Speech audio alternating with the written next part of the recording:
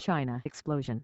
Tianjin death toll rises in port blasts. At least 44 people are known to have died, and more than 500 injured, following the two major explosions in China's northern port city of Tianjin. 12 firefighters are among those who lost their lives, 36 are still missing.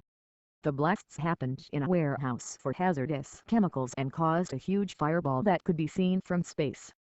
Hospitals have been overwhelmed with people seeking treatment for injuries caused by flying glass and debris. Some 66 people are in a serious condition.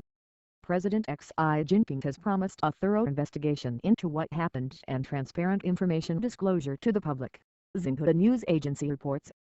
Blast cause still a mystery. Seismic scale of blasts traveling into the blast zone. The first explosion occurred at about 23:30 local time 15:30 GMT on Wednesday in the city's Xinhua area, the vast industrial zone which houses car factories, aircraft assembly lines and other manufacturing and research firms. The blast was followed seconds later by another, more powerful blast, and a series of smaller explosions. Buildings within a 2-kilometer radius 1.5 miles had windows blown out, office blocks were destroyed and hundreds of cars burned out.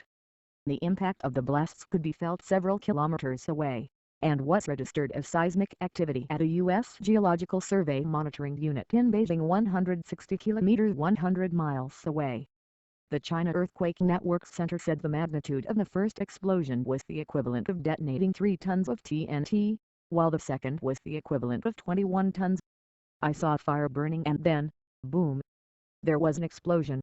My first reaction was to run as fast as I could and get down on the ground to save my life.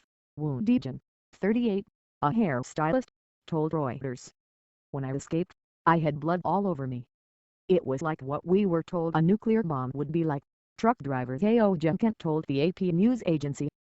I've never even thought I'd see such a thing. It was terrifying, but also beautiful. The blast ripped apart a nearby dormitory for migrant workers, who were forced to flee the collapsing building. I rolled off the bed after the first shockwave hit, so I scrambled to run for my life, said President Benagio.